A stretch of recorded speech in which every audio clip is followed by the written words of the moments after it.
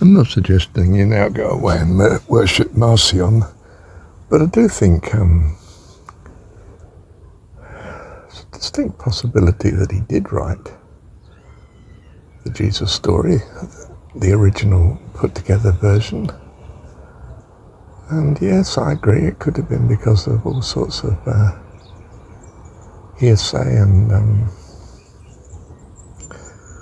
what do you call it, verbal transmission of stories and so on, folklore about Jesus.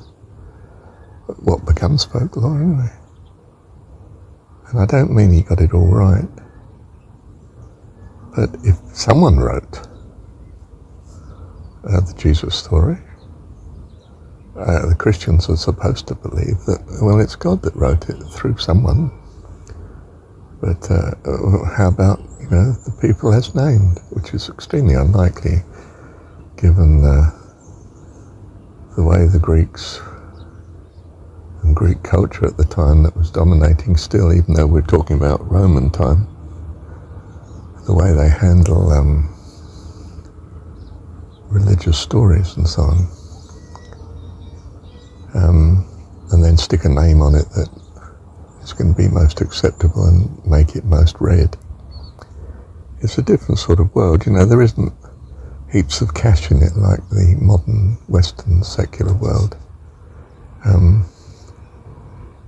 You had some sort of kudos, charisma, mana, whatever you like to call it, of being the great enlightened one who could write such a story, of course, like, is it Homer, writing the Odyssey and so on? Or, in more recent times for us in Western world, Shakespeare, who's honoured with being such a brilliant fairy tale writer, really. Adult fairy tales, aren't they? Make-believes of history, and, like Julius Caesar, and the speech I learnt for Mark Antony, friends, Romans, countrymen. Are we supposing that Caesar ever said this? We're supposing, but we don't believe it to be true. And in many ways, of course, the Christian, God wrote, obviously God wrote the Gospels indirectly through someone or other. But we don't follow the Gospels, we follow Paul. So our words say one thing and our actions say quite another, don't they? I mean, the church is dominated by and greatly influenced also by not just the Pauline letters, but letters of Timothy and the pastoral letters as well, which have been accredited to him, which clearly aren't. They're a fabrication of the Roman Church, aren't they, for its purpose and design. And I don't mean that purpose and design is all bad. Some sort of Christianity that can coexist with the emperor is a recipe for keeping the scriptures going for the next 2,000 years, apparently.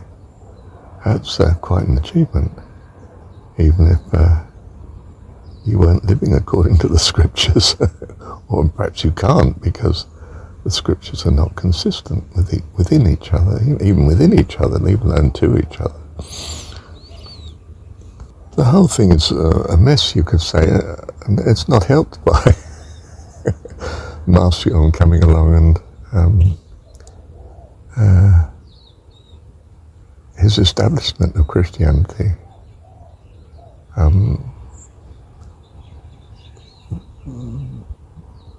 The history, perhaps, if it is such, is to be obliterated by a Roman Church that wishes to have its own authority and go its own way, of course.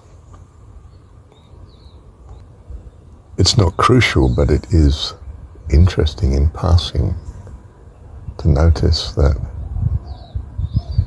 what may have been Christianity may have been much closer to the Jesus story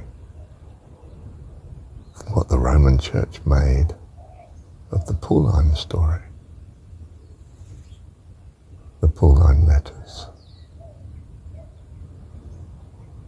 And when I say made of the Pauline letters, I mean edited and added to the Pauline letters in Paul's name to make a really good, successful job of obliterating anything that was not in our interest of the past. And ruthlessly so. I mean, the Gnostics were persecuted out of all proportion compared to the persecution that the Christians had suffered under the Romans. And of course it wasn't the Roman, what we're thinking of as this emerging Roman church that was persecuted. It was the Gnostic Christian church, Christianity as it was, that was being persecuted. But even so, if you add up the years of persecution, they only come to a total of something like five or 6 years. And whereas the persecution against the Gnostic Church was devastating and went on for centuries until they were all but obliterated. And that, of course, was by Roman Christianity.